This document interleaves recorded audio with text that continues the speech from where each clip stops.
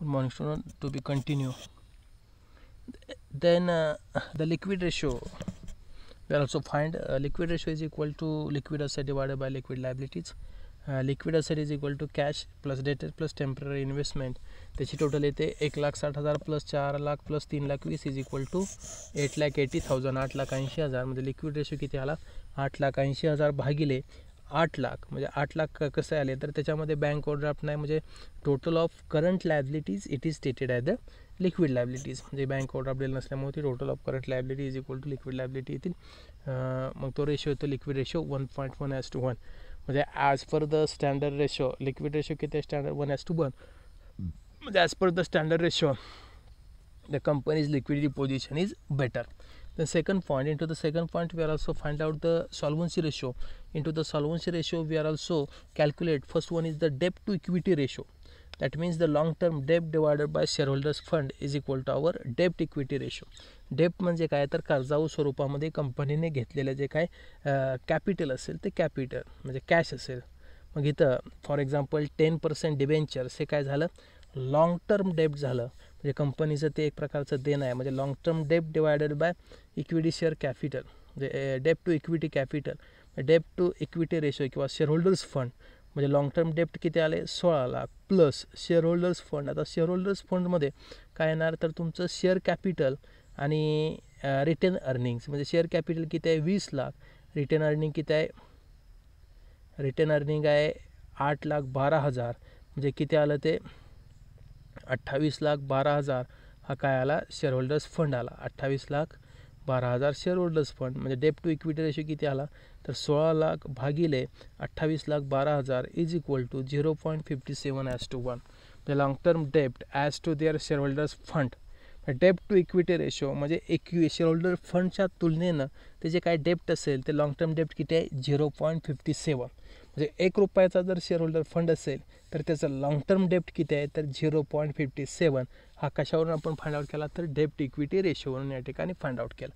त्यानंतर बी पॉईंटमध्ये interest coverage ratio म्हणजे इंटरेस्ट कव्हरेज रेशो काढत असताना त्याचा फॉर्म्युला काय earning before interest and tax divided by interest charges. मग इंटरेस्ट कव्हरेज रेशोमध्ये earning before interest and tax किती आहे 12,00,000 earning before interest and tax तो किती दिलेला आहे earning before interest and tax तो किती आला 12,00,000. तो 12,00,000 कसा काढला तर या ठिकाणी फक्त सेल्स मायनस आपण कॉस्ट ऑफ गुड सोल्ड केलं की तुमचं 12,00,000 काय येतो या ठिकाणी earning before interest and tax येतो म्हणजे sales minus cost of good sold. म्हणजे इथं ते 12,00,000 कसे आले तर 12,00,000चं कॅल्क्युलेशन करत असताना EBIT आपण काढत असताना EBIT is equal to our sales minus cost of good sold केला आपण sales minus cost of good sold. मग sales minus cost of good सोल्डला इथं सेल्स इज इक्वल टू किती आहेत 40 lakh sales is equal to 40 lakh minus cost of good sold 28 lakh मग तुमचं EBIT earning before interest and tax is equal to 12 lakh 12,00,000 हा काय आला आपला earning before interest and tax म्हणजे earning before interest and tax म्हणजे टॅक्स आणि इंटरेस्ट पूर्वीचं अर्निंग म्हणजेच त्याला आपण म्हणतो प्रॉफिट. तो आला 12,00,000 म्हणजे इंटरेस्ट कव्हरेज रेशो किती आला तर 12,00,000 भागिले 1,60,000 हा इंटरेस्ट चार्जेस आहे प्रॉब्लेममध्ये दिलेला आहे इज इक्वल टू 0.5 टाइम्स हा इंटरेस्ट कव्हरेज रेशो आला. म्हणजे इंटरेस्ट कव्हरेज हा कंपनी करू शकते as per their information given in to the problem 7.5 times, no doubt. Then third one is the profitability ratio. In this ratio we are also find out the net profit ratio and return on capital employed ratio. Into the net profit ratio, the formula of net profit ratio is net profit divided by sales into 100. Problem मध्ये net profit दिलेला आहे net profit म्हणजे after tax म्हणजे net profit आहे 5,20,000 भागिले 40,00,000 ह्या cells आहे गुणिले 100 तर नेट प्रॉफिट रेशो किती आला तर 13% हा आपला नेट प्रॉफिट रेशो आला. Then B point return on capital employed ratio. The formula of return on capital employed ratio is nothing but a earning before interest and tax divided by capital employed into 100.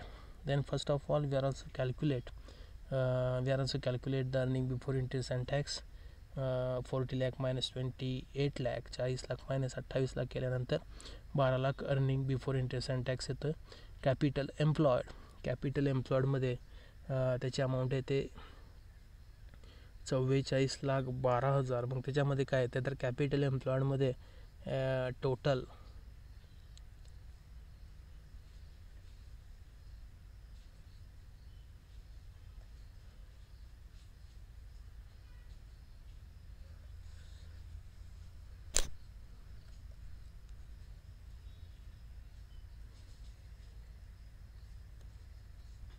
$44,12,000 हे आलं आपलं capital employed गुणिले 100 is equal to 27.2% हा झाला आपला return on capital employed ratio. मग capital एम्प्लॉयडमध्ये आपण फॉर्म्युल्यामध्ये बघितलेलं आहे. कॅपिटल एम्प्लॉयडमध्ये काय काय बघा. कॅपिटल एम्प्लॉयडमध्ये थोडंसं आपण ॲनालिसिस करूयात. कॅपिटल एम्प्लॉयडमध्ये तुमचं या ठिकाणी काय काय येईल बघा.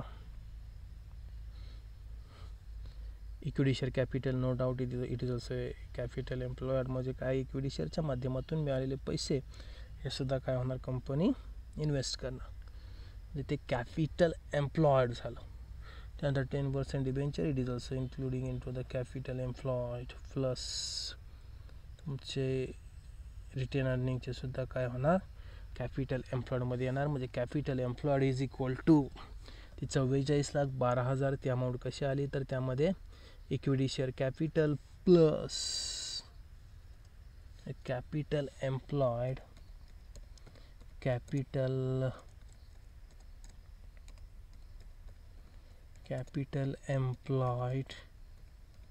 इज इक्वल टू त्यामध्ये काय येणार शेअर कॅपिटल येईल. शेअर कॅपिटलचे पैसे कंपनी गुंतवते प्लस डिबेंचर्स येतील प्लस तुमचा रिटेन्ड अर्निंग येईल. Retained earnings are also going to the problem. तुमचं capital employed is equal to share कॅपिटलची अमाऊंट किती आहे बघा प्रॉब्लेममध्ये दिलेलं आहे. Share capital is equal to our 20 lakh plus debenture 16 lakh आणि रिटेन अर्निंग 8,12,000 म्हणजे 20 लाख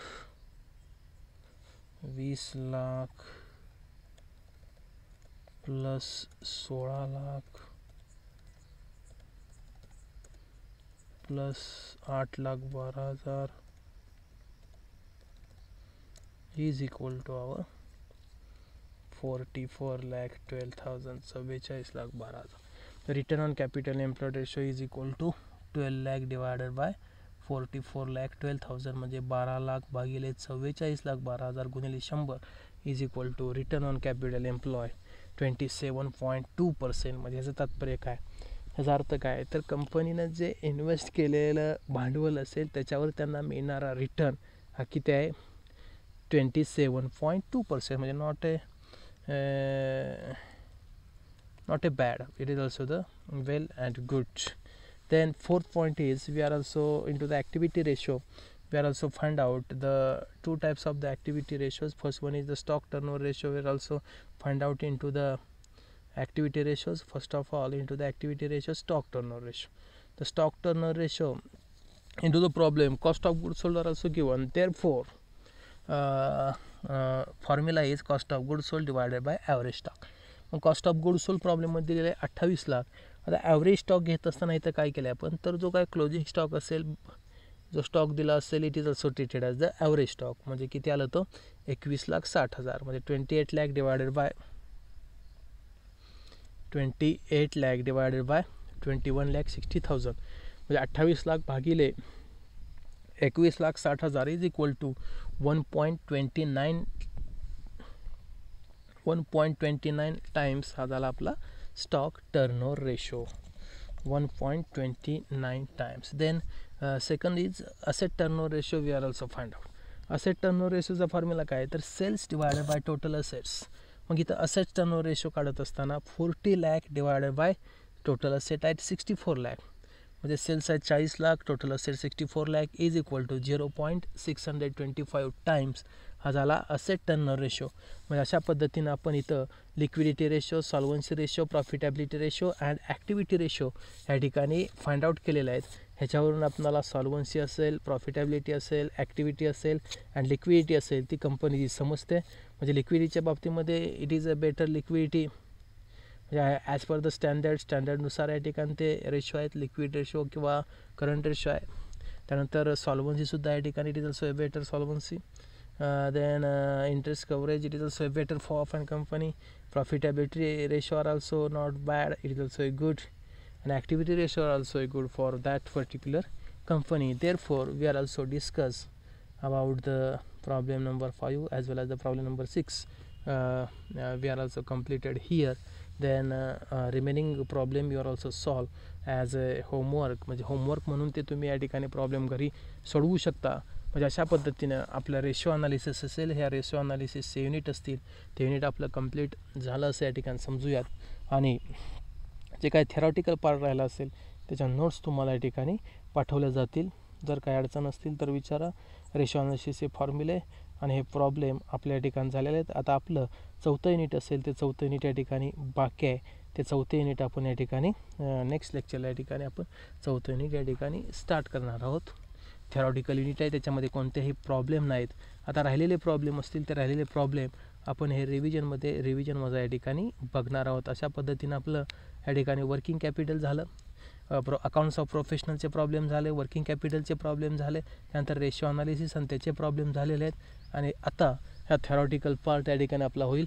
अकाउंटिंग असेल त्या अकाउंटिंगमध्ये थोडंसं आपण तारेवरची कसरत करू हे प्रॉब्लेम या ठिकाणी घेतलेले आहेत. अशा पद्धतीनं हा आपल्या या ठिकाणी युनिट नंबर 4 आपण थँक्यू.